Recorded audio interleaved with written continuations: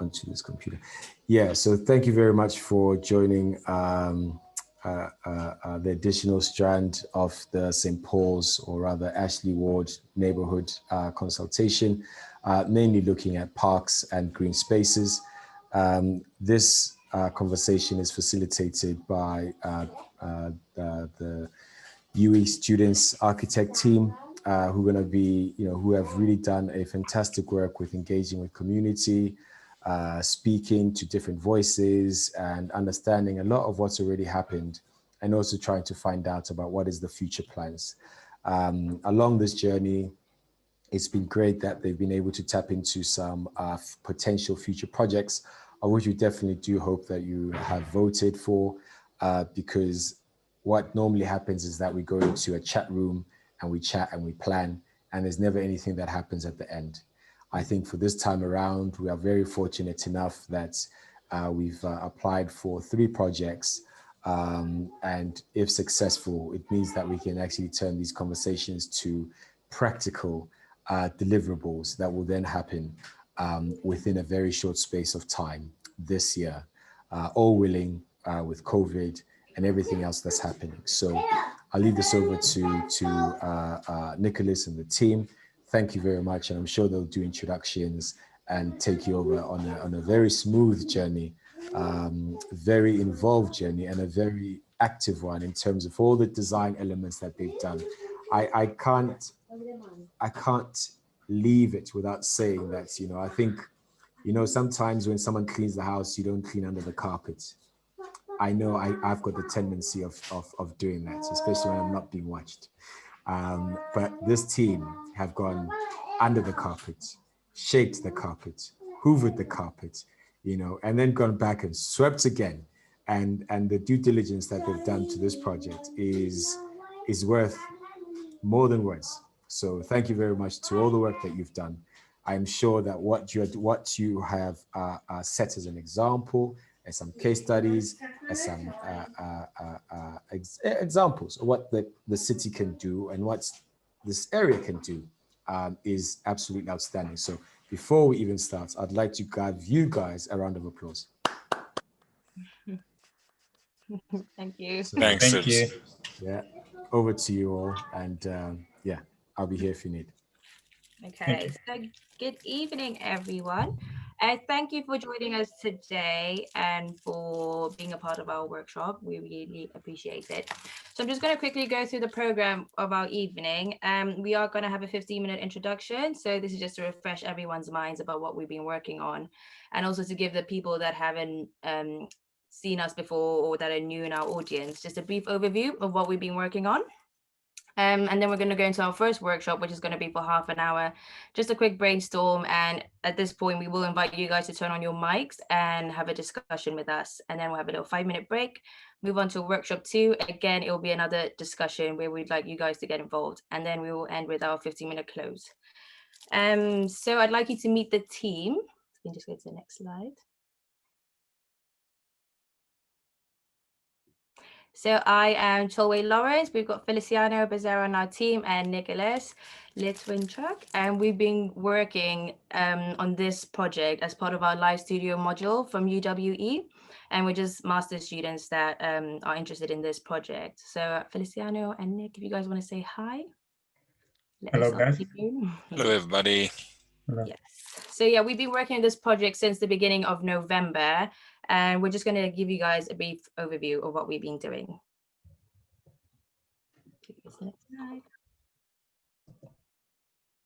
Okay, and just to let you guys know, there will be some proposed interventions or some pages which will have design aspirations of what we've decided to do, but they are just illustrative images. They are not final proposals, just to let you know. So they will have this illustrative image on them. It's not a final proposal. So we'll carry on. Good evening, everyone. Thanks for joining us tonight. Take some time to be with us discussing our work. And so the project that will be focused on is to activate the network with green spaces across Ashley Ward and St. Paul's. We have been looking at 12 green spaces across the area, and some of them already have some representation, but some of them, unfortunately, doesn't have representation at all. So the idea is actually to understand how those spaces are managed and try to support the network of those green spaces, which are currently not have a representation. So Nick will be running through now through the council framework, so you understand a little bit more about it. Thanks, Feliciano. So yeah, really the starting point for this project, for our project, but most importantly for you and the people within, you know, that are working within the community and live within the community is the shift in mindset from the council. Currently, it's a top-down organization in which, you know, the public expect the council to run, control, and improve green spaces. But what this has resulted in is, you know, spaces which we believe are, you know, either not maintained properly or can't reach their full potential, that people don't. And it also enables us as, you know, people within the community to rely on others to improve and maintain spaces. So as you can see in the red bubble here, there's a new thought process emerging from the council, which is called the Bristol Future Parks Project.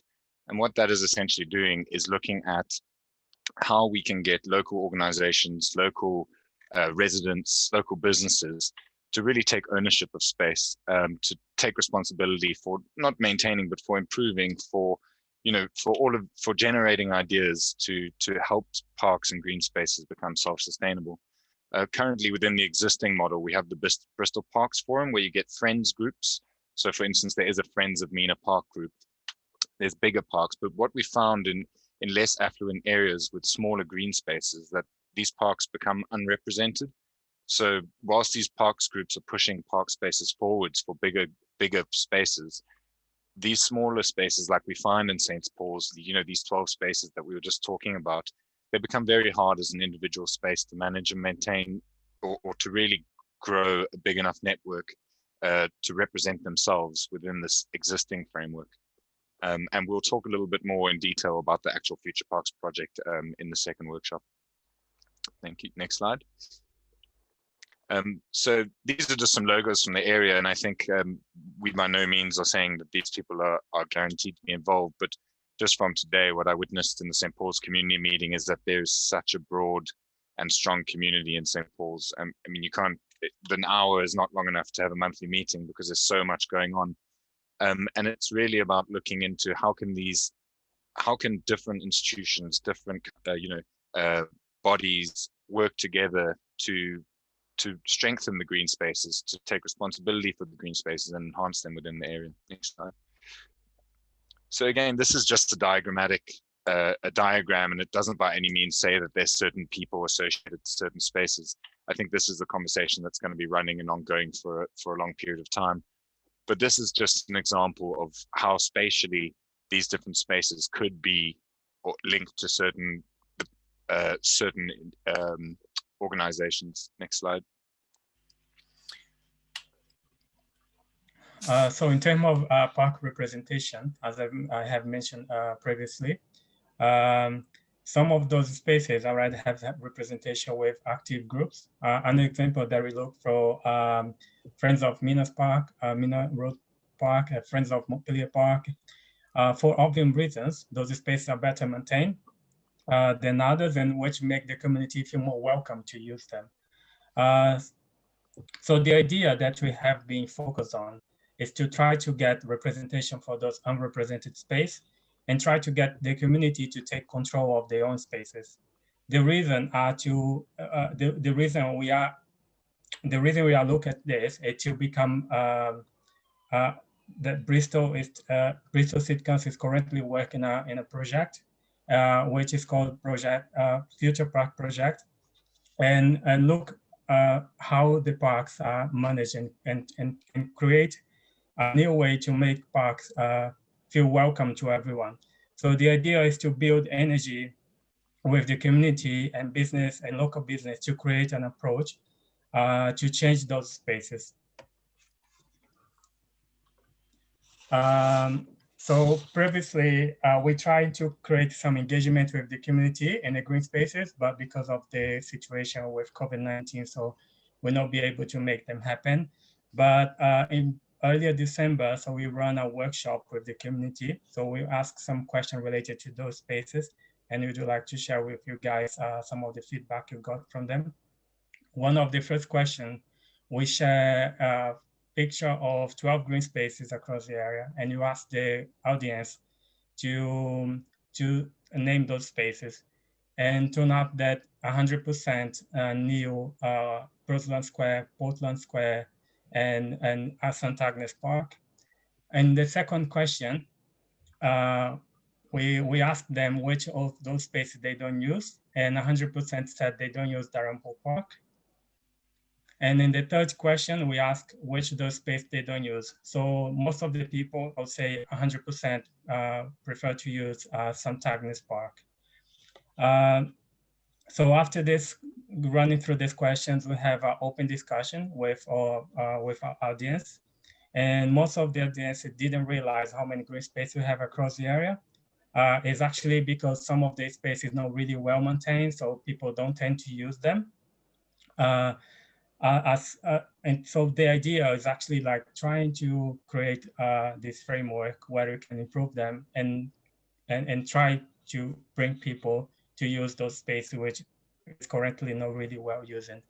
So the most of the reason or why they don't use those spaces because they have bad looking, so they drug use as well, some unsocial behaviors, litters.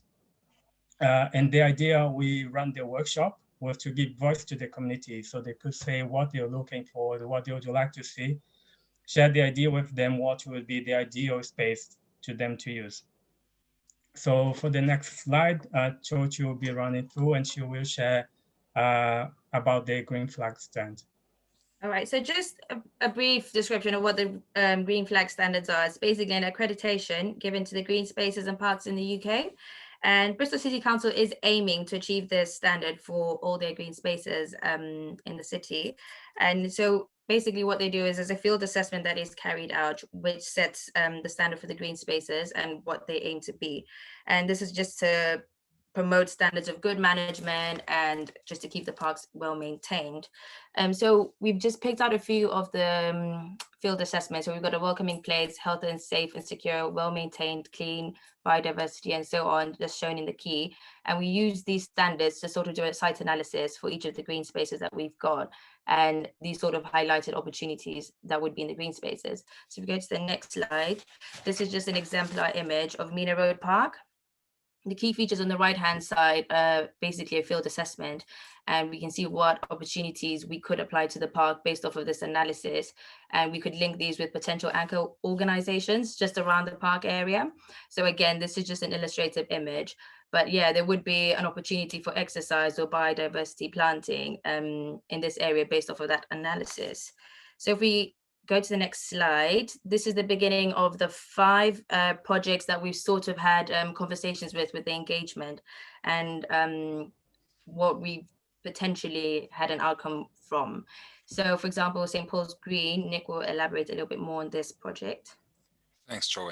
I think there's one other thing to mention about the previous slide is just that what we've been preparing to hand over to Cognitive Paths and to the area is a full feasibility report where we've mapped each of the spaces and done an existing site analysis. So that can be used as a tool to generate future discussions, but also that could be shared with the community to try and look at the specific spaces. So, you know, out of that, we've looked at specific spaces. This is not necessarily a necessary outcome. It's just something that we saw an opportunity for.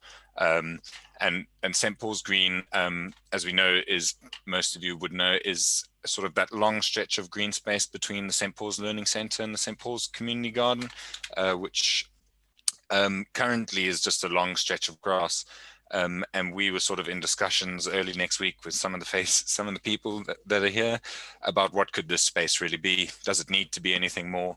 And this is very much a graphic, you know, an artist's impression of what is an improved green space? More planting, more seating, more opportunity for exercise. And it wasn't really saying this is what we want to do in this space. It's saying what could this space really become?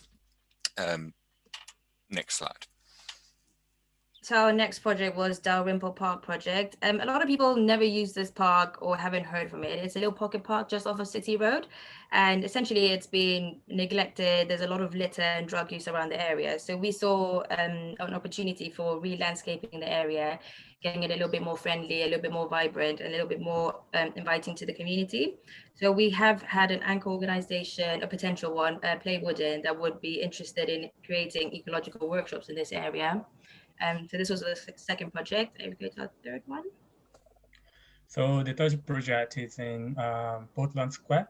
So we also got some interesting from Play Wooden. So we've been running, we had some meeting with Olu, and then we have some discussion, and then we decided to propose a temporary structure. So the idea is to have that modular building, which you also can be moved to another park, and which you give the opportunity to run some summer events. And the idea is really like to make the building be very welcome to the community. So responding to the context of some pools, be very colorful, and try to improve a little bit of some landscaping as well, as we don't have much going on in that space. So the next one is. So the next one is St. Paul's Park Murals, and this was basically done from last year's cohort. It was an arts commission in St. Paul's Park. So again, it was just sort of looking at improving the space and seeing what opportunities lie in this area. And then our next project as well was from last year's cohort, and they were doing temporary market stalls in St. Agnes Park. So again, emphasizing the eating facilities that could be used there and creating an event, and just again, once again, getting the community all together. So based off of these 5 projects that we've gone through, we will be moving on to our workshop shortly. It's basically going to be about our local spaces and our potential projects. So we do encourage you guys to turn your mics on. If you do not feel comfortable speaking out loud, please feel free to use the chat box. But basically, we'd like, if you've got any contributions or any thoughts about what we can add to the 7 green spaces. But just to bear in mind, we only have half an hour for this workshop. So if I do interrupt anyone chatting, I don't mean it to offend anyone. But yes, so our first green space will be Albany Green. And on the right-hand side in the corner, there is the key features. This might get you guys thinking about what you can bring to the green space or what you could see. It doesn't have to be you as a person, but just as a suggestion, and that we could put back into the feasibility report, community engagement. So a few of the questions, anyone been to Albany Green, or do you ever go to Starngata?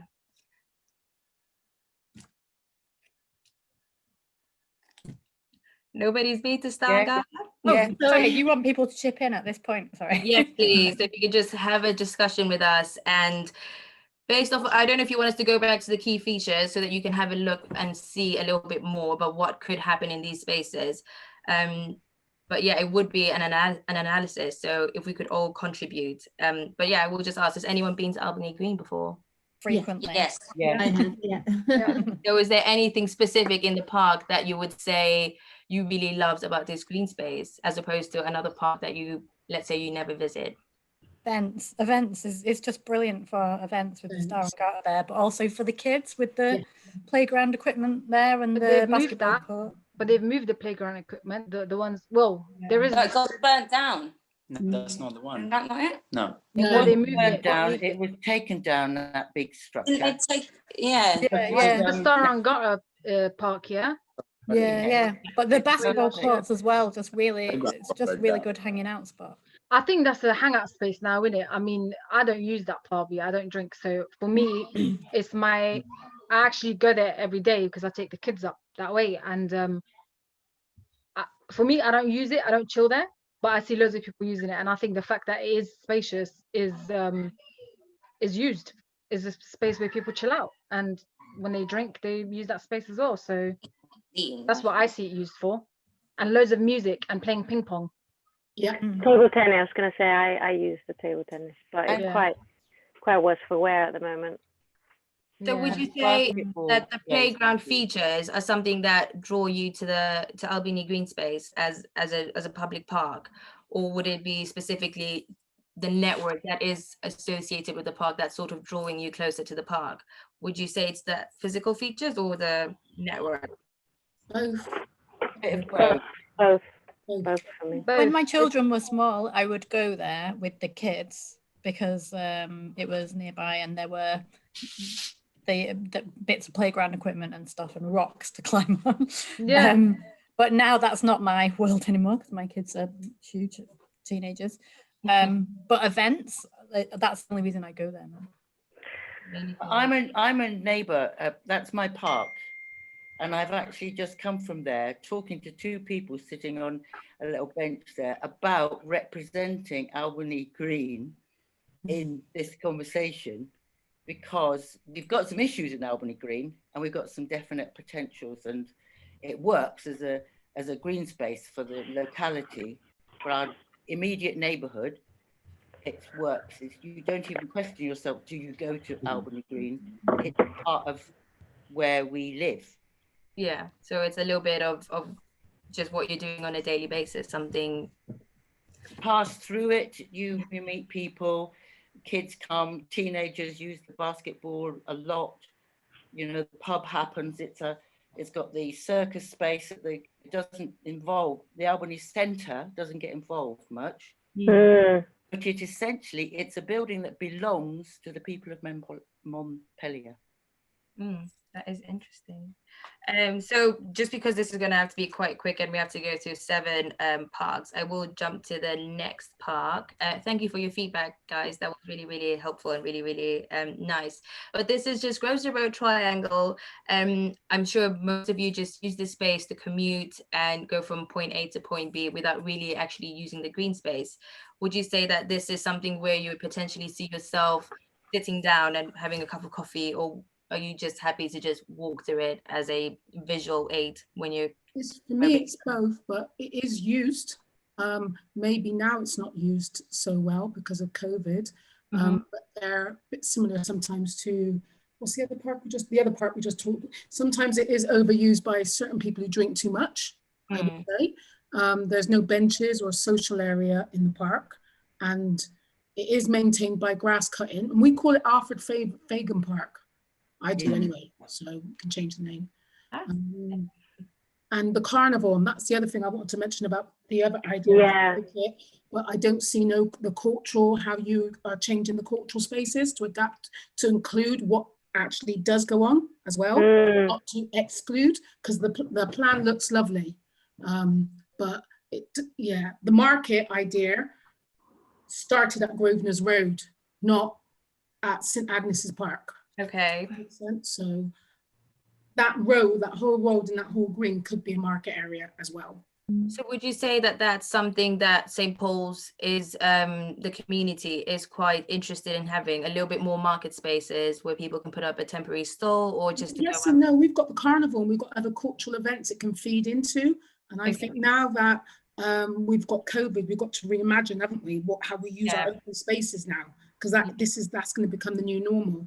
So, I mean, yeah, it's a bit of both for me, but also about supporting people to make revenue.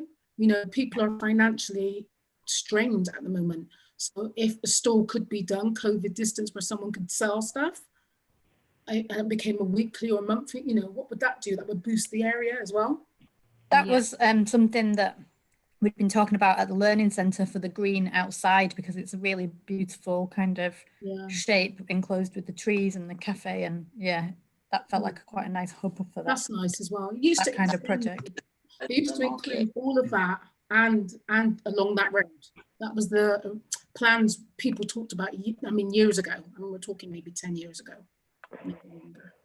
So because Grosvenor, because this park is so well connected, it's got like the bus stop there and all sorts of things. It's like a really nice, it's quite a good focal point. Yeah, the road's really busy, but I think it's great for a market or something, and like that sort of a lively space where people meet and move around, you know, rather it's not so much, it doesn't feel like the chilled space necessarily, like, if I don't know. So another issue with maintaining the green spaces would be these organizations that are linked with the green spaces would be not maintaining it, so to say, be like a maintenance job, but it would take some accountability of how that green space is kept. So with having the market stalls in there, if they would be temporary, how would the community as St. Paul's still maintain that green space? You'd bring back a community gardener, bring back, what's his name, who we used to have before, Conts. That's what we want. We need someone to overall look after all our green areas, or keep up, or do it with the Friends of St. Paul's or Friends of whoever the friends groups are. Bring back Conts, community garden, and impart those skills back to your residents. We can't do this without the training and the knowledge and a bit of, not rude, financial backative.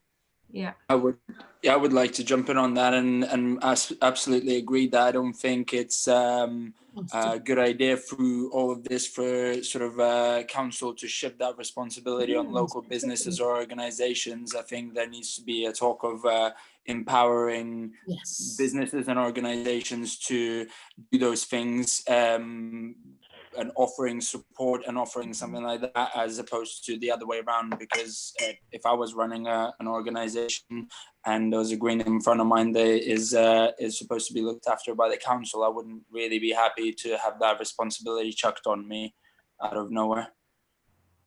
Just getting a little bit more support from the council, that's always a big thing.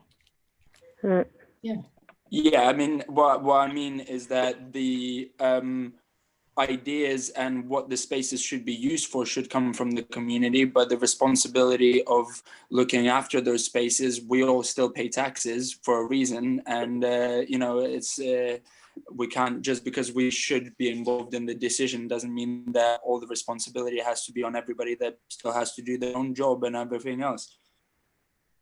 Yes, Tara. I agree. I don't know who that was. Yeah, I actually think that I don't know. I've got a few questions. So some of it is around the places that you guys have mapped out.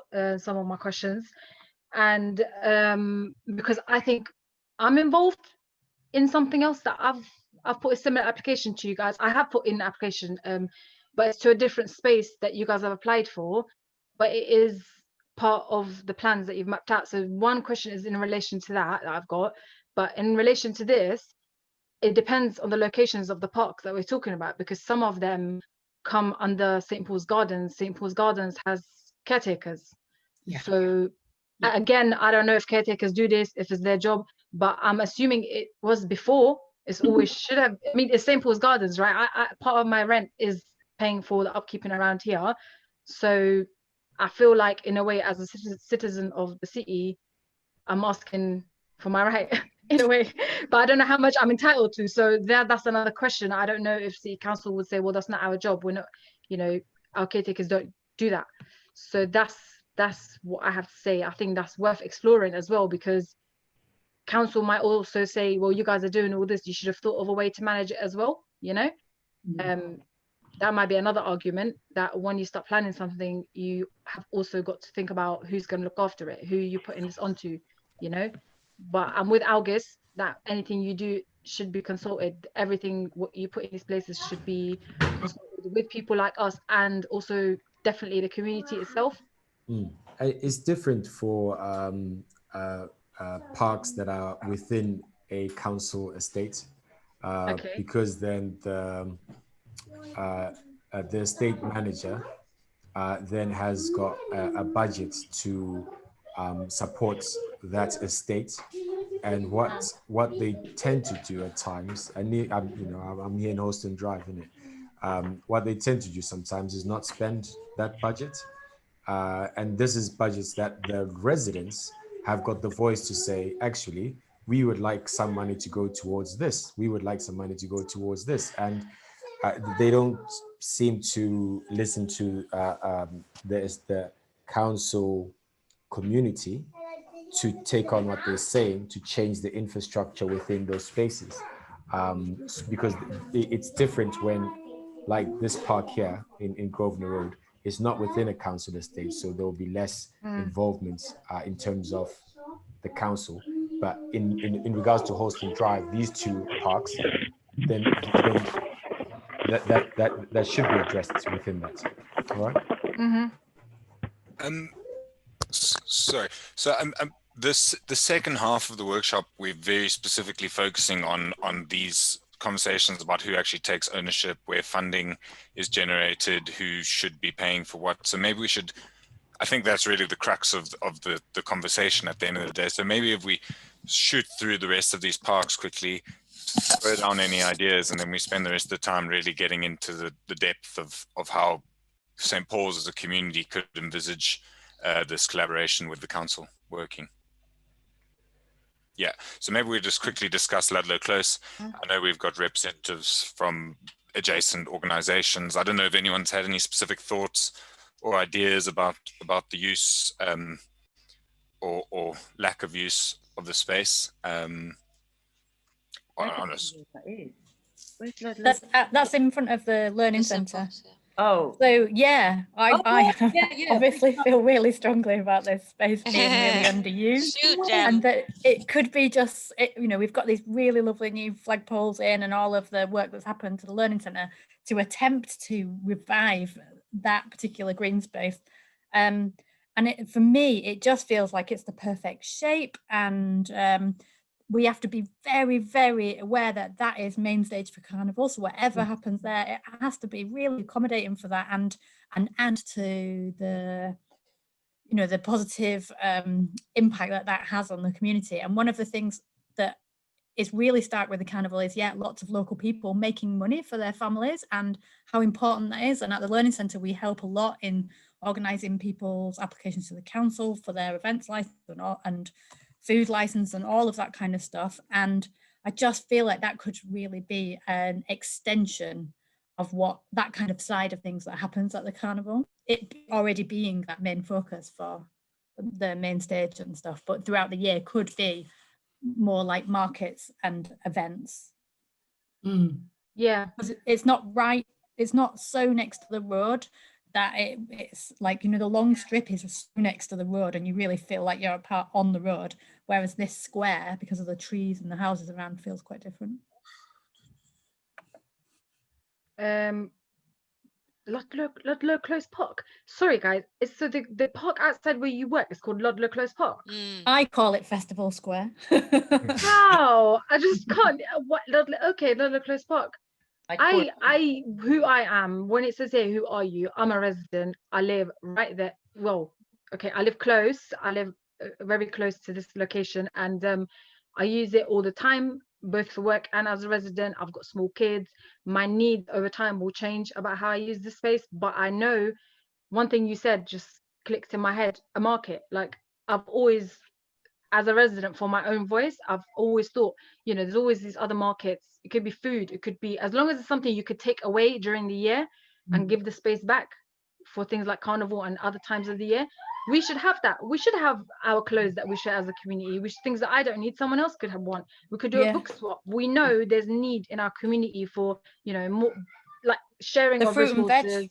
everything, fruit and veg, everything. There's so much that we could do in that space. We could take sales. Look at all these other things. Seed What's that? Yeah.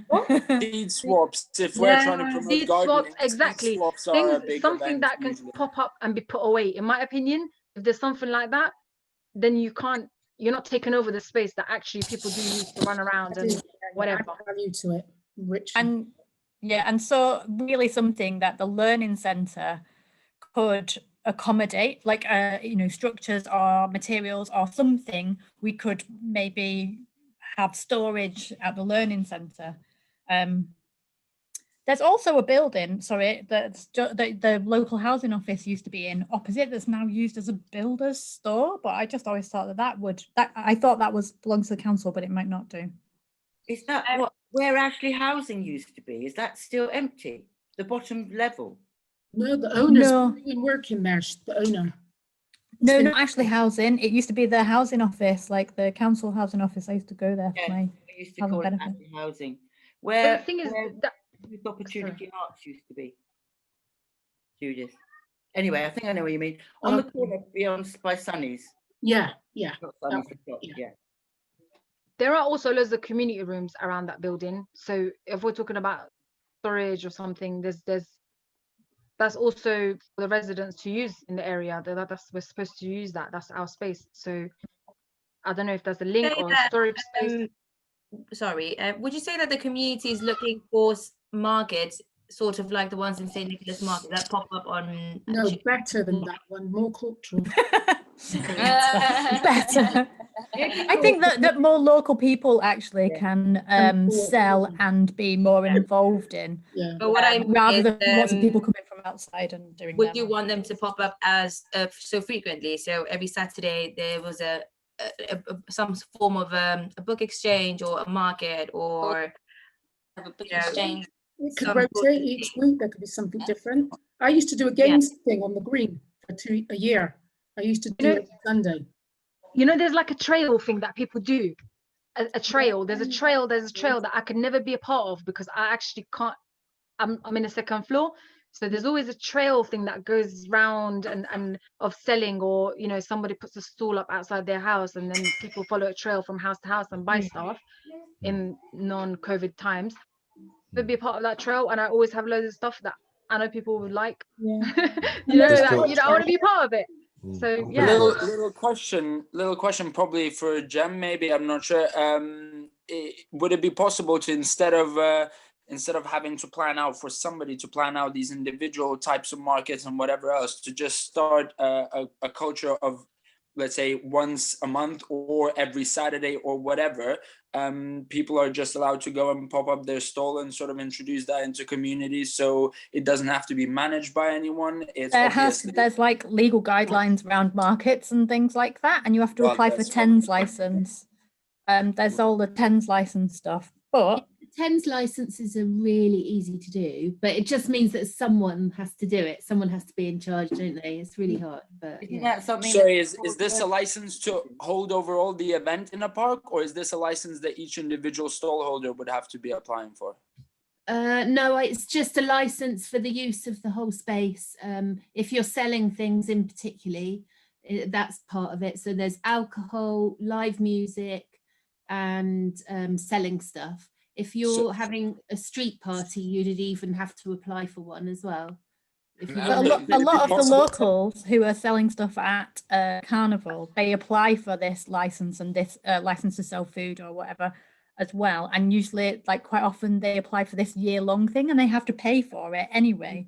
So, and a lot of local people, they make amazing food, and, you know, and I suppose this is how Glenn started also, you know, they make amazing food, and if there's the opportunity to sell it, and food brings people together more than anything else.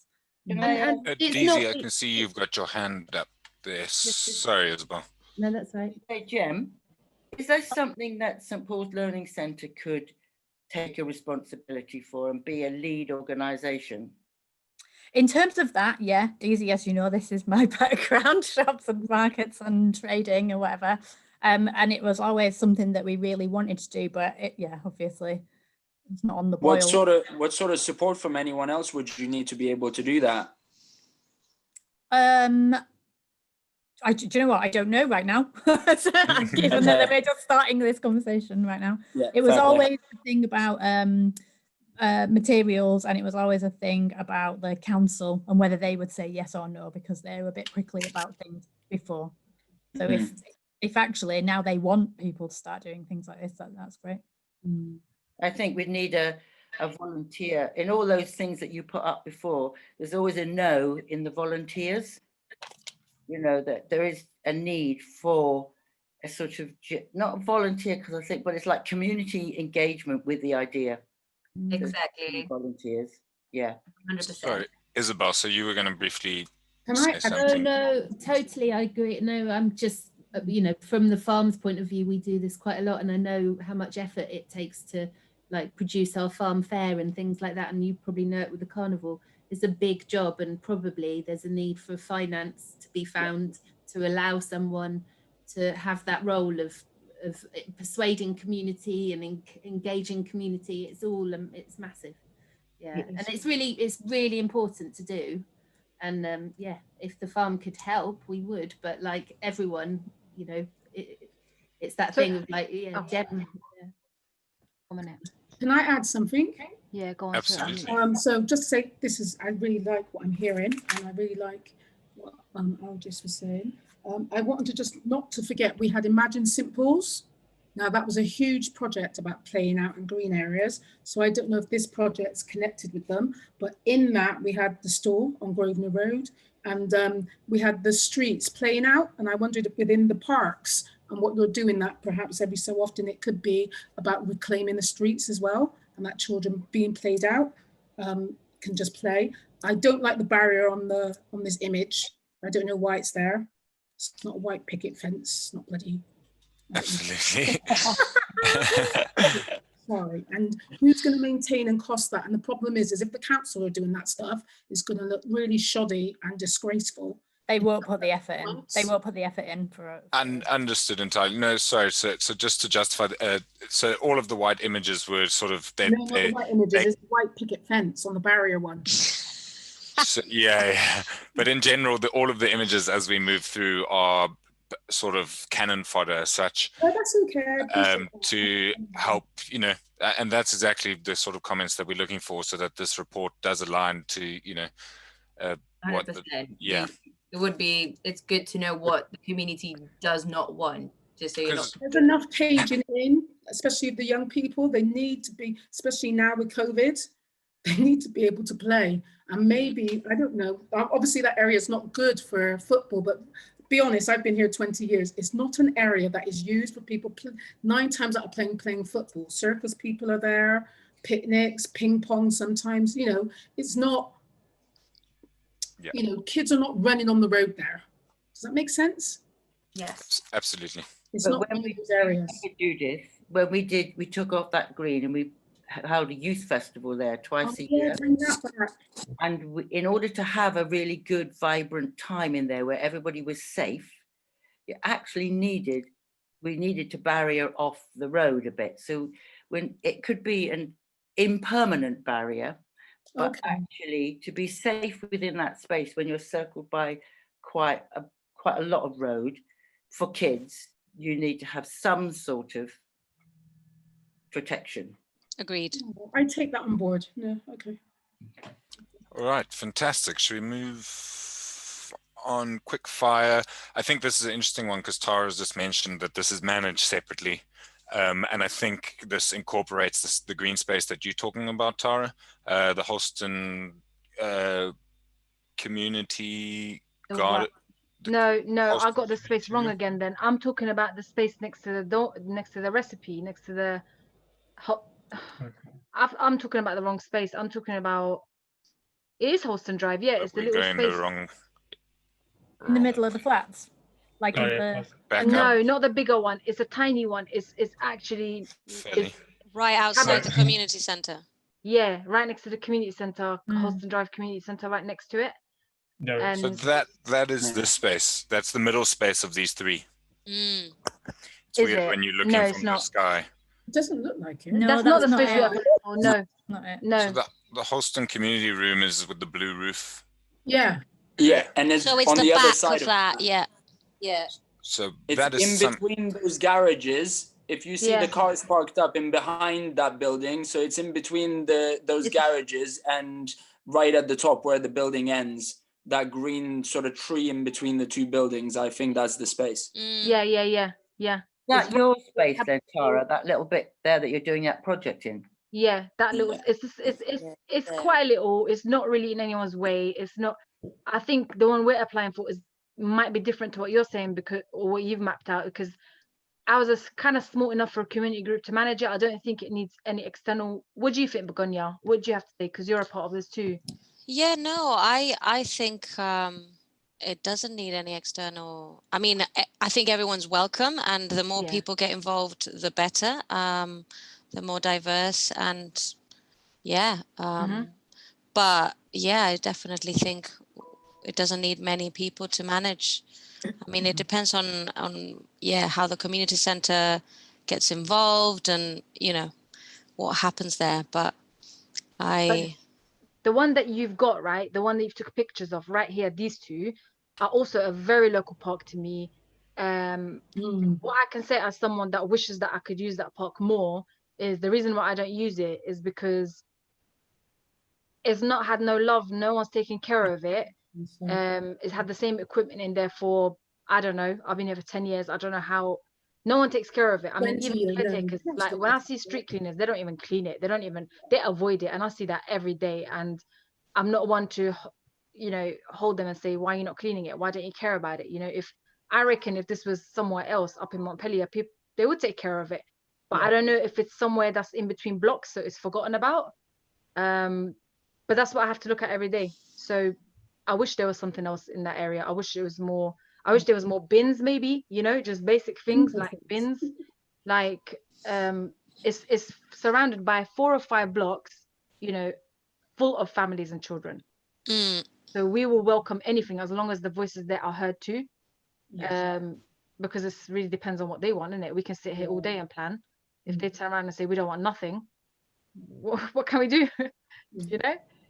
That area definitely needs more. It needs more. It needs love, because it's a lovely, beautiful space. And I go past it all the time saying, I wish we could do something here. Why is it called St. Paul's Gardens if there's no flowers anywhere? Why? You know, why? Like, really, it's a bit run down, isn't it? It's very run down. It would be a great garden. It would be. Yeah. It has, you're right, Tara, it's never been loved. It's never been changed. In the 30 years I've been here, I don't think it's changed at all. The council would want us to take that on. They must be having a bloody laugh. I'm sorry. Well, no, it have to be for free. Fantastic. Intentionally, it's in a perfect position to actually have something happening there that is nice to have on your doorstep, rather than having a place that never really changes, does it? No. Look at that. Well, we used to do community events in that area, in the park. We used to have a fun day, full circle, HALSTON Drive at the other side, and a big area at the back. We used to do so much, but there's a big hole in the area. You know, there's homeless tents there, which is not a problem with that because people need somewhere to live. You know, there's needles. It's just not looked after. There's rubbish that's been there on one corner for years. Yeah. Oh my God. It's the entrance to it that it just, makes everyone just go, ugh. Yeah.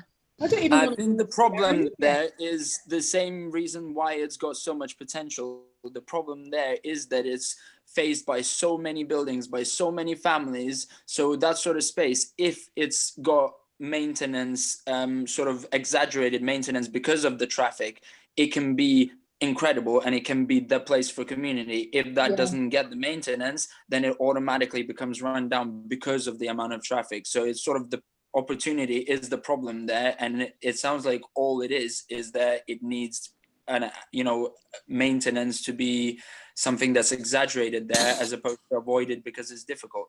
So the question is the group that's just done those lovely benches and your thing, Tara, by the what do they call that? I used to mural. Greenway. Yeah. So how come they could come in all the way, nothing to do with the council, and come in and bruce up and brighten up a little area already? So that was part of the SIL money. Yeah. And it was a joint. Oh, sorry. And it was a joint project, and mainly infrastructure changes. So they worked with City Council to get the approvals to do certain parts of what they've done. But in what their plan was, it was not to do everything. They planned to do what they did. But once again, the money to do any of the renovations and upkeep of this area lies within the housing manager, the estate manager of this estate. She is the person who you could ask, or the community, the tenants. Don't do that. Go get a tissue, please. Or the tenants can tell them, because even that, I think in one of the buildings, the community space, they were looking for like a hot plate to put in, and they've been going Hibbo. They've been talking about it for like over a year, but there's just a budget to do that. So sometimes you find that within the estates, the estate manager does not release budgets to actually deal with the things that they're meant to be covering, and that's mainly because also the residents don't know about how much money is allocated. But it's I mean, I did want to just say I liked what the other people did, so it wasn't a negative.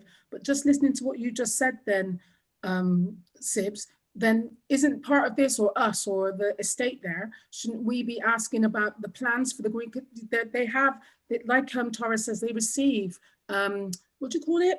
Leasehold, a budget. You know, when you rent a place, you've got to the rent. Yeah, part of the rent. So this area has had that money planned, you know, couldn't we just ask that direct question? What's your plans for this area, rather than it being taken? I think we're allowed to ask for budgets, right? I think I think you are. I mean, you can do that with areas there in the last 10 years, 20 maybe. I mean, it'll be good to know. Yeah. It'll be very good to know. The problem is who that lives there knows who they're supposed to contact, how to contact them, if they can get through to them. People that live there, I would bet that 99% of them have no idea who's in charge or manages that or whatever, and probably don't feel like that person is accessible or can be asked what the plan for the area is or whatever. So it's a communication and a sort of a linking up problem.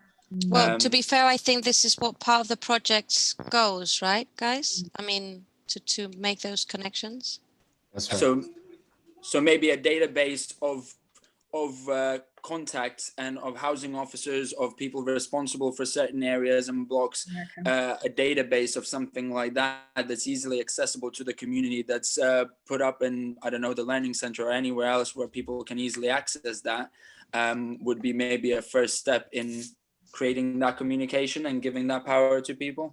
And maybe they could also have a tenants meeting. So like I'm in a council block at the other side of St. Paul's. So the housing block there, the residents are entitled to a residents meeting or leaseholders. So that housing, whatever it is, sorry, could go to those meetings and arrange it. And they've got community notice boards, and they've got the laundrette, and they've got the caretakers, and they advertise a monthly meeting. Is that right, Tara? I went to one meeting. Is it Tara? Yeah.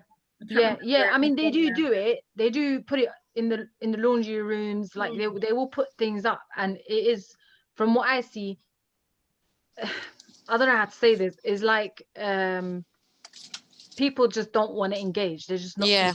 You know, for some people from some communities, you got to think the lifestyle is different. They can't come and happily sit like us in a Zoom meeting like this. You know, the kids around, they work night shifts or whatever. People, not everyone works with computers. Someone, you know, the residents here, they will chat to you if they see you on the street. They will talk to you. They will happily talk to you about a budget or what they want to see and be done. But because of COVID and this current situation, those things are not possible, because I think the community that I'm from, how diverse it is, it could do with you know, face-to-face meetings, representation, someone from your own community as well talking to you, whether that's a face you recognize or whether that's someone from your own culture. These are the people, like sort of like champions, you know, community champions in one way or another. People, I don't know, I think if you put it up in laundry rooms and notice boards, we as a community don't really look at them. We don't. I go past 100, no, not 100, maybe a couple of notice boards a day in St. Paul's. I don't really look at them. So maybe that's what it is. If you're from here. But there's I also do even notice boards, so I feel a little bit guilty. Sorry guys, I have to interrupt because I have 2 more green spaces to go through. If you don't mind, I'll just move for it and you carry on with the discussion. So the next green space is Brooklyn Square. We know that it was one of the areas where the St. Paul's Carnival also happened there, but we see potential to other events happen or maybe some markets. So would you like to hear from you guys? What would you like to see in this space as well?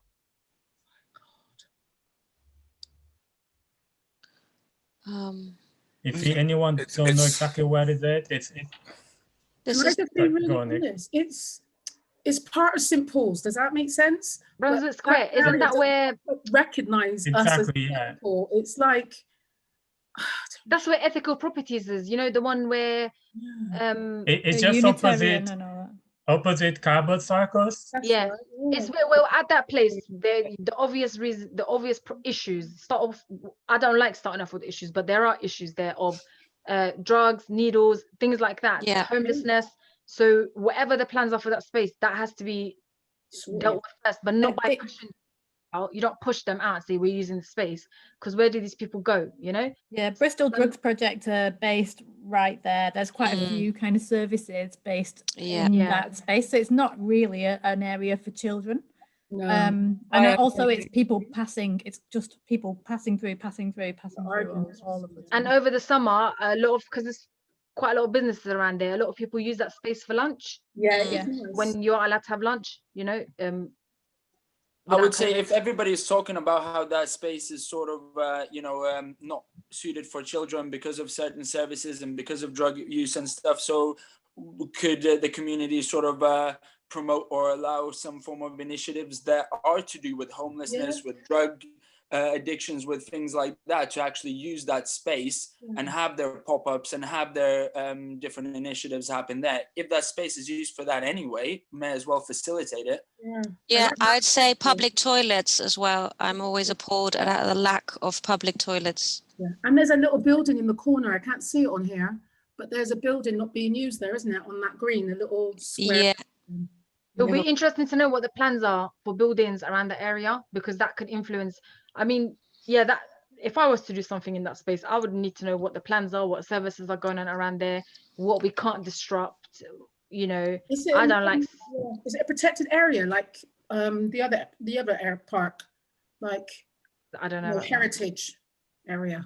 Would you say as well that like that park there and maybe Portland Square, the houses there are more affluent and it's got a whole different demographic of people that are in the kind of residential areas around there. I agree with that statement. I agree with that statement.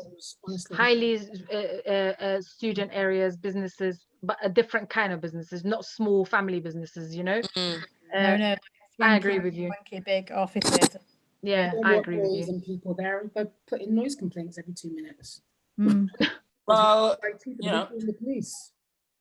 What about biodiversity when we're talking about what we can do? And because Portland Square and Brunswick Square actually has really got beautiful roses. Very nice. We all enjoy those roses for a long time, you know, and there could be more beauty in gardening in some of the are not that that wouldn't disrupt really, cause a bit major disruption. But I think if there was more money and there was more efforts to be put into another green space, I think the ones that are more in St. Paul's, like, you know what I mean, like it makes more sense for me for money to go into those parks, because they used more as well, and we cross them every day more often as residents. That's what I think. That's just me, you know. I don't speak for everyone. What's that? What did you say? I said I spent time in Brunswick Square because I worked down in the Unitarian building. And I think you're right, from working there, from what I've seen, is people mainly using it to eat lunch, pass by into town. There's a lot of homeless people and like alcoholics hanging around there.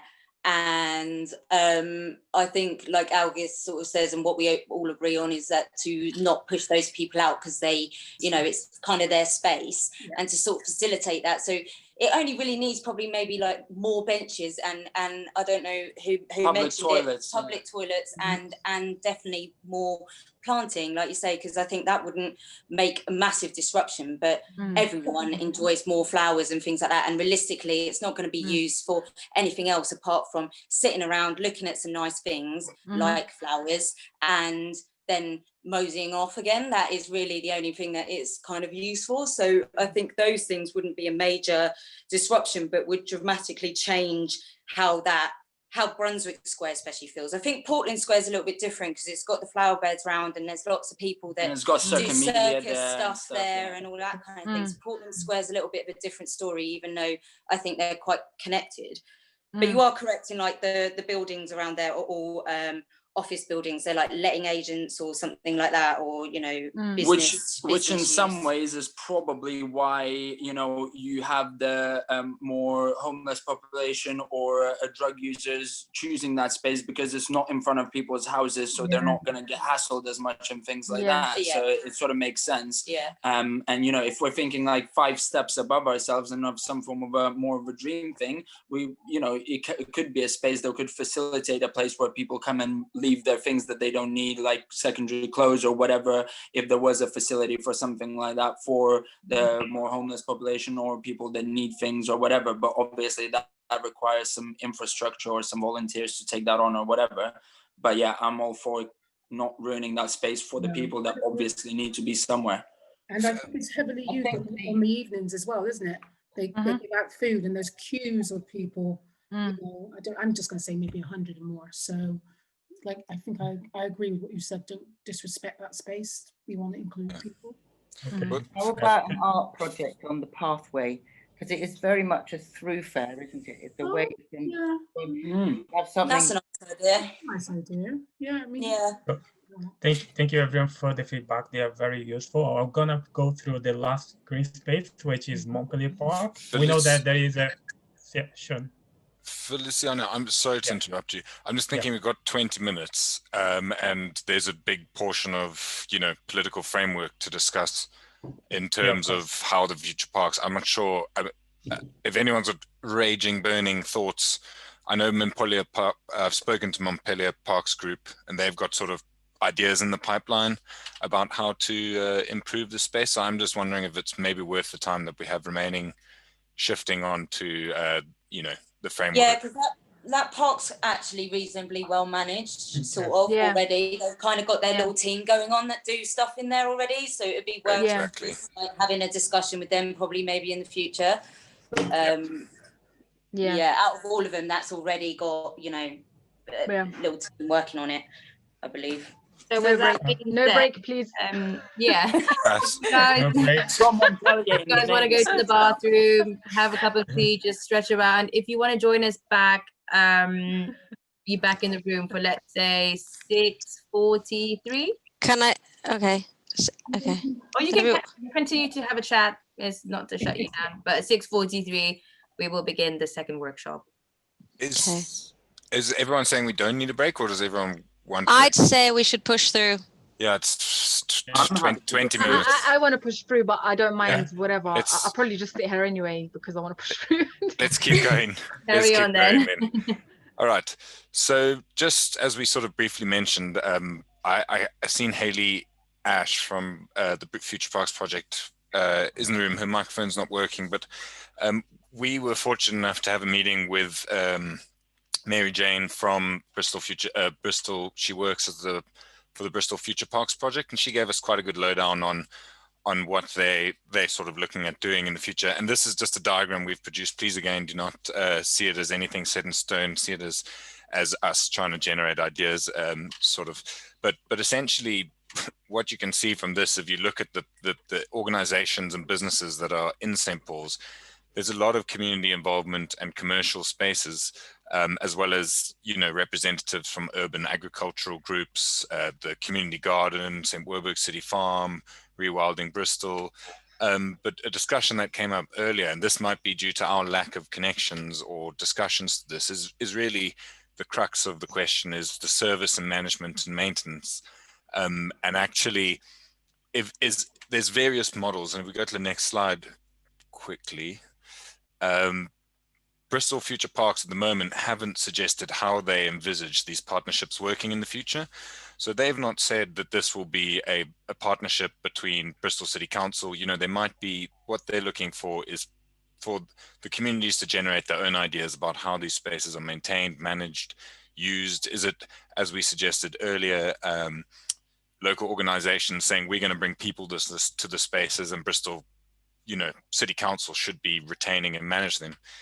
But within that, there's obviously a vast, you know, as I think Judith mentioned earlier, that there's an opportunity for local service management companies to really be getting involved and enabling the community to look after their space. But it needs to be done in a certain way that can, you know, slowly release and empower the community, as opposed to, okay, here we go, we're gone, here's the hedge trimmer and enjoy looking after it. Because I think we clearly see, so Bristol Future Parks Project will be running a series of steering groups and engagement sessions over the next coming months, and those sort of align to things related to parks. But on the next slide, they have shared with us, just on the next slide, yeah, they've shared with us essentially their future plan. So it's quite interesting that our project sort of ran from November to the beginning of February to try and start these conversations. But what the council are looking for, expressions of interest from the beginning of February up to the end of April. And I think what we're looking at today is this idea of a broader network that could be take responsibility, for all of the spaces, but perhaps there could be trial projects where individual organization has a vested interest in an individual space that could take this on. So August, I can see you've got your hand raised there, and please. Whenever you're, I'm listening to what you're saying, but if you'd like, I've just, in regards to what you're saying, I think that at least how I see it, the only way we're going to have it without it being the responsibility being chucked onto people or some form of artificial voluntary based or somebody having to be paid based sort of management structure that just replaces what's obviously not working now, which is, supposed to have funding. The only way that's going to change is if we get the council to invest in infrastructure in these spaces that draws in people that then feel like the space is giving them enough for them wanting to voluntarily look after that space because they're getting something out of it. So if we just say, here's a space, now you look after it, and what would you like there, but sort of really we just want you to look after it and we don't have to pay anything, then there's no reason for people to look after that space. We need to give infrastructure that creates groups around that. So things like, kids play stuff, then parents do pick up rubbish around because their kids are playing there, sports stuff that people might be using every day and therefore wanting to look after it. Some, infrastructure that's not just pretty to look at, but stuff is in my way because I want to do an activity here and rubbish is in my way. So I'm going to tidy up or do something about starting an initiative to look after that or something like that. Sure. That's how I see the path to that. I think when it comes to green spaces, I just wanted to say, if it's to do with litter, I don't want to make any promise right here, but I personally have been talking to the council with the waste people about litter picking equipment, because for me it's been a long time coming for me to actually do it, to start it up in the community, but everything got put on hold because of COVID. So when it comes to litter and these things, I think that's not the bigger issue when it comes to maintaining parks or changes that we do in parks, because there could be, after one person does it, we're all going to join in. We're going to see a neighbor outside and join in. And I think that's quite doable with the kind of community that we have around it. Is achievable, especially after lockdown. People want to come back out and take care of what's around us, which you can easily start with litter picks. That I don't really say things if I'm not going to do it or if I don't see there's actually it's realistic, So that I think is easy. I think when it comes to management and stuff of anything that we do in parks, it's the bigger stuff that what I'm talking about, like equipment. If something breaks, who's going to be responsible for it? Who's going to report it? Yeah. Things like that. So again, skills as well, gardening skills. People have best intentions, but actually there's a lot of knowledge and skill needed for. And I guess this like when you look at the first slide, the business of parks, this is just a template framework of how that looks. And if city council is serious about putting a tender out for a collaboration of groups or a company to look after the parks, it doesn't mean that a tender pays for everything. So in terms of certain equipments, that's why you'd apply for lottery funding. That's why, so it may cover maintenance in one way, because maybe that's what city council actually is all focused on. But then if it comes to equipment, maybe there's another organization that does that. So when it comes to activities, maybe there's another organization so there's multiple layers that are involved around maintaining and looking after parks and the business of parks. But once we understand better about what the city councils has been looking after when it talks about parks, then we can understand, okay, it only talks about maintenance and looking after parks, that's it. But then to do other further improvements, there's an organization like Sports England that can provide grants to put sports equipment and everything else, okay? So it's not to think that city council would provide everything and all around parks. I think it's just one layer at a time around this conversation. But Sib, sorry, I hear what you're saying, but is then maybe one of the strategies or actions to take to put pressure on the fact that there should be more funding to cover other things? Because Absolutely. yeah. And there is, they absolutely is. And one of our biggest challenges about applying for funding. So as much as we've been doing the neighborhood strategy, we've never applied for any funding to do neighborhood strategy, because anything that's around neighborhood planning or place-based development, the funding application is not like writing a quartet bid. You know what I mean? Yeah. And we don't have the capacity to really, you know, I'm not an architect, nor would I try and be one, to actually be writing all these applications. So what we've been more kind of doing with the university as a partnership is really utilizing the skills of the young people and that experience about understanding how can we go about this.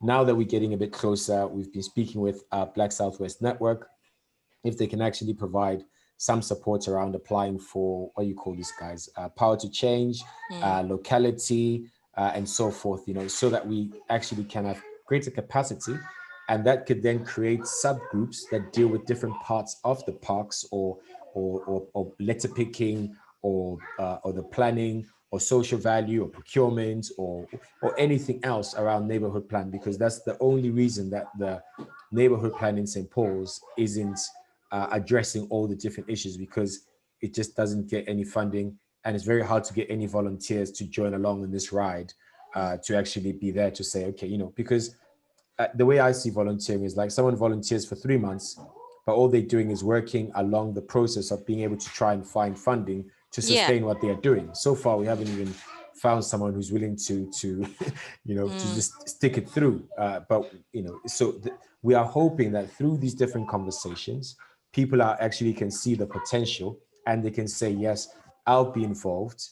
And that helps us to meet the criteria of being a neighborhood plan, which is 21 people that could either be local residents or have a business around here, or you work in the area.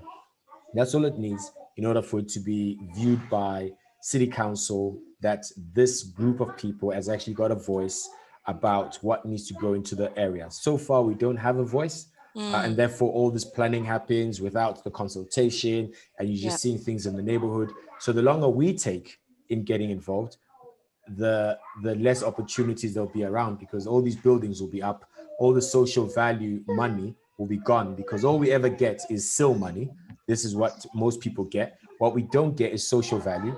And social value just means all the different sites around here would say they'll be providing apprenticeship opportunities, or they can pay for the infrastructure for some of the play equipment. You know, we don't have that coordinator or somebody there that actually does all this stuff. And that's where we kind of fall short. So people think volunteering is like, I'm not going to get any money. No, volunteering is you're going to put something in because you're developing something that's going to get money out. And hoping from this group, we've got some people that will be interested in the parks kind of stuff. So I'm sure Nick and the team are going to touch base on this anyway. Thank you, Sibs.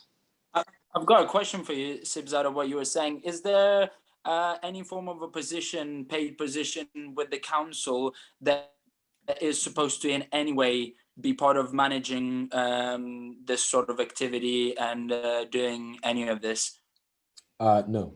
So in the coordinator of the neighborhood plan, I forgot their name, but there is a group that looks after all the different neighborhood teams around the Southwest.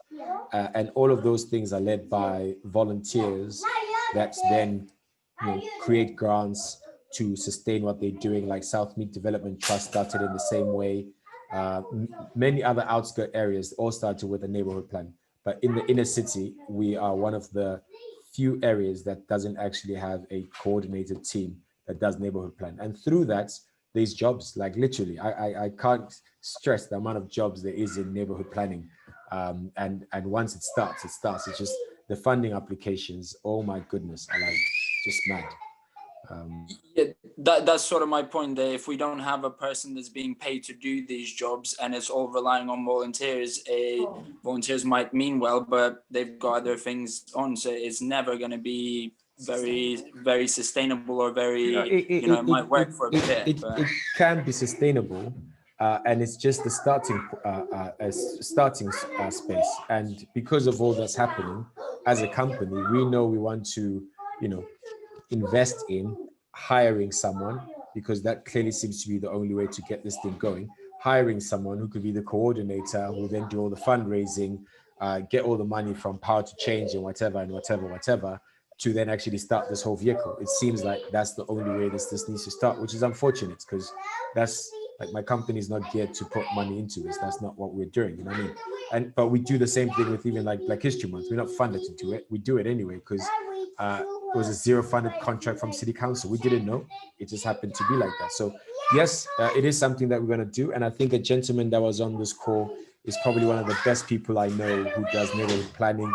It's like the thing that he does for up our streets or that area in Easton. And in terms of getting us off the ground, it will probably be someone like him, or the guys that do, is it Eastern Green Partnership? The guys that do the cavity walls, cladding and stuff like that. They've just won a big bid about wind turbines in Southmead. So because they've been doing that for Southmead Development Trust, we want to bring in those expertise to help us to get this thing off the ground, because it's been 3 years, you know what I mean? We just don't want to keep waiting for volunteers now. So Sib, so what are you saying that what you're really wanting from this meeting is a sort of an emergence of a St. Paul's development group that somehow actually acts as that spokesperson, which St. Paul's sadly has really lacked, like Southmead Development Trust. So that eventually we're talking about all the buildings that are still not developed for student housing in St. Paul's. And is this what you're sort of hoping to? Yes. No. Yes. Okay. Yes. Actually, Stuart is here. He's part of the coordinators for the neighborhood partnerships. But yes, that is our intention, and this would be a subgroup within the neighborhood plan that looks at parks. But obviously, once it grows and is able to get this commission or tender from City Council in collaboration with other park areas, then it becomes its own entity of a company, but it's still part of a neighborhood plan, because the parks is a big project. Sorry? I say stealth development, sort of stealth neighborhood development through the parks. Yes. Definitely. So I'm going to jump in because I'm going to have to go. I've got another one of those flaming Zoom calls. I'm Stuart. I do a lot of work over in Easton. I'm not part of Up Our Street. I'm just one of those inevitable volunteers. I think there's an awful lot that we could actually be trading, because we've got the same problems you guys have got. It's getting off the ground. There are some tricks we've picked up. I'm sure there's some tricks you've picked up. And if we share our tricks, we get on and do things. Just one last little thought I will chuck at you before I do disappear, though. I heard earlier comments about, do we have the right to know what the budget is in housing for this, that, or the other? It's very simple. You ask for it, and you keep asking for it, and you don't stop till they give it to you. And as somebody who day job is around working on estates, but not in Bristol, I can assure you they will hand it over when you make enough noise. As for getting people organised around the park, stick some notices up and meet in the middle when you can, and it's fine. Those are my two little comments, but I will disappear. Sibs, we do need to talk. Anybody else that's in this call, that welcome. We will have an inevitable Zoom call. I'll drag in some of the characters from this side of the M32, and maybe we can shake hands across the M32. Take care now, guys. I'm off. Cheers. Thanks. Oh. Yeah, that's the gentleman I was actually talking about. I'm mistaken him for the neighborhood plan. But in terms of these applications, Stuart is just one of those people. And there's probably about 3 people that would be just best to get this thing up and going, because we looked at the forms and honestly, I just said, I'm not going to apply for that. You know what I mean? Although we fit the criteria, everything that is within it is things that we could do. I just did, but yes, we would. So what fund is that for? I think it's like power to change or placemaking. Was the locality, actually, locality. But locality, there's a rep here, his name is Paul Hassan, and we'd asked him, but because I know him as a previous boss, it just, the wires were just too close. So trying to make sure it's not too close to the wire, you know what I mean? So the access to funding is not that far away. It's just that when we get that funding, we need to have a team that's able to deliver these things. And as I'm saying, this is just a project that Cognitive Paths has been facilitating. We don't own the project. It could be a separate company of a neighborhood plan or whatever. And then it becomes it with its own steering group and its own board. We don't own it. We just been facilitating it. And I can tell you now from my team, they'd love to make it separate because then it makes what we do very clear. Locality are a phenomenal resource actually in help to set up things like that. Like they are a wealth of knowledge and resources. Yeah. And all of this consultation all helps in putting an application to them to say, we've consulted with the community has said this, they want this, now we're doing this, that's why we're applying for this money to do X, Y, and Z, you know? But as I'm saying, our company looks that way, this project is pushing me that way, and I personally can't continue. But, you know, so yes, please, if you'd like to get involved, we're more than welcome that, and I'm sure we'll make things work. BSWN has committed to be involved, and they've got a coordinator who will be joining us on working with organizations in St. Paul's to be more involved in different parts of it. They're just recruiting for that person, but that will add on more capacity in this whole thing, you know what I mean? Who's that? Black Southwest Network. And which other organizations in St. Paul's have actually got any capacity or direction and interest to take on build something like this?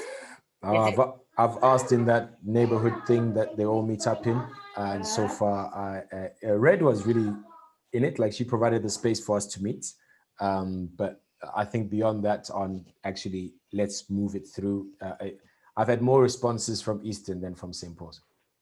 Because it seems like a St. Paul's Learning Centre thing. Yeah, they were providing space, but Red was busy. Well, it's me now, Sibs. I am the new Red. And I'm much involved in these conversations and things like that, and really keen. Basically, we have space to provide. We don't necessarily deliver services, but we deliver the space where we can, and help where we can in that way. Absolutely. This is a collaborative thing, and we always kind of start from an easy point, which is working with the people that are already involved, and then just moving through from there. So all the skills of people that are here, for us, it's like, let's just start here, you know, and then it grows from there. You find new skills, new whatever. But we have to grow with the people that are already showing the time and the commitment. We can't start outsourcing and doing a whole open recruitments, you know, because we need to explain things. I don't have the time. So yes, there are future jobs and opportunities and all that other stuff around this. No shadow of a doubt.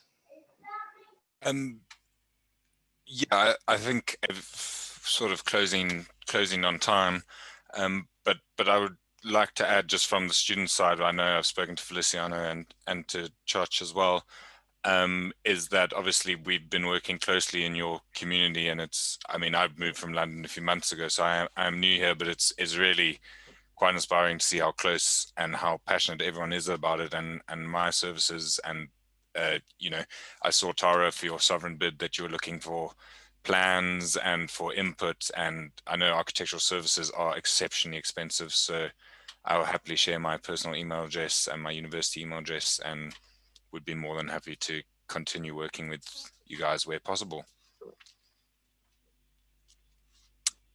Thank you, much appreciated. I was a little bit late. So where are you guys from? Nicholas and Feliciano? And Sholway, sorry. And we're from the University of West of England, so we are doing our Masters of Architecture there. So we've been working with Sibusiso and Cognitive Paths on trying to help him push this forward, you know, talking about building momentum and where does something start from when you resource time and a bit, you know, they've had 3 of us thinking about this for 8 weeks or 9 weeks. So it's, if you think how long it would take one person to, I know how long it's taken me to get my head around it.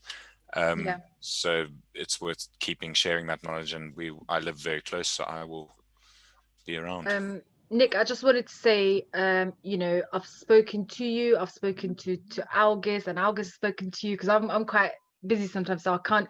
Sometimes I'm trying to get a message to you and it goes through Agnes, but I just wanted to say, you know, you've come into the community, and I just really wanted to commend you for trying to make those links with, you know, people like us who are living in the community or working here.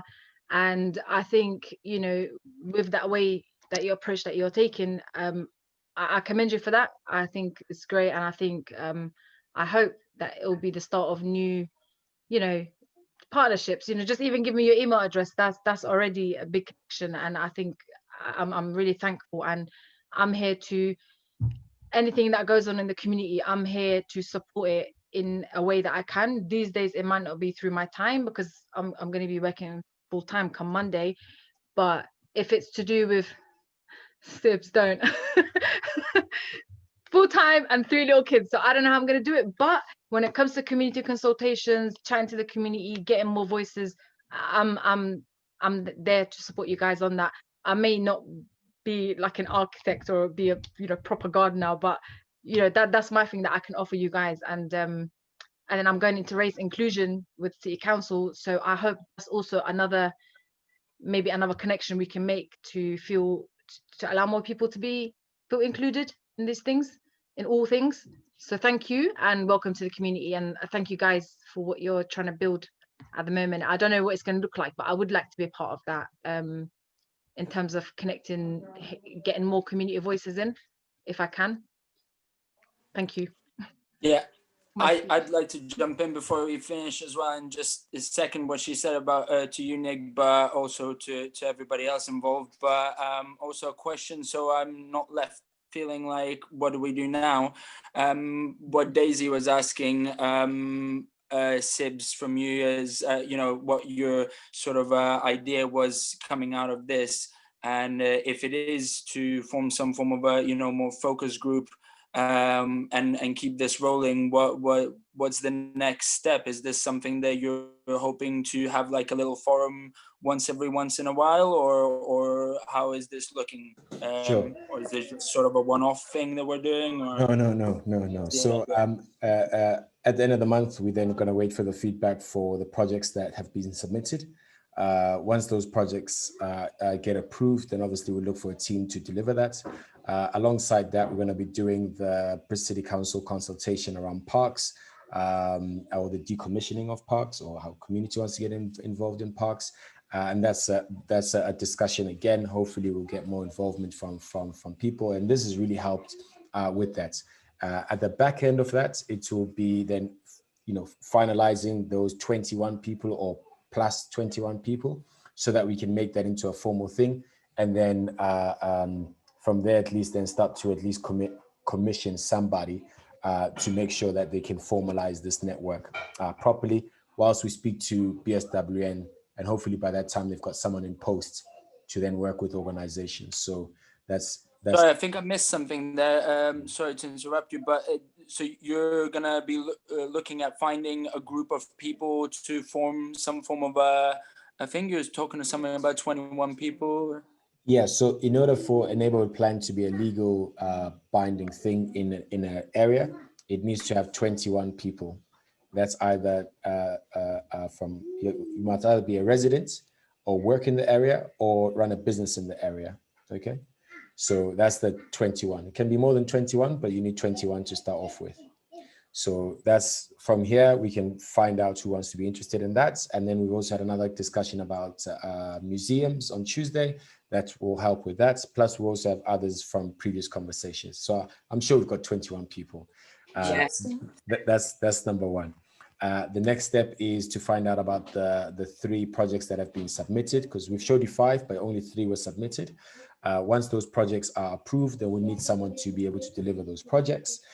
Alongside that, we're going to be doing the consultation that the team has already been talking about around the use of parks through City Council, and finding out how they want to make the business of parks, or what is it that they're actually talking about. You know what I mean? Like, we just need to understand.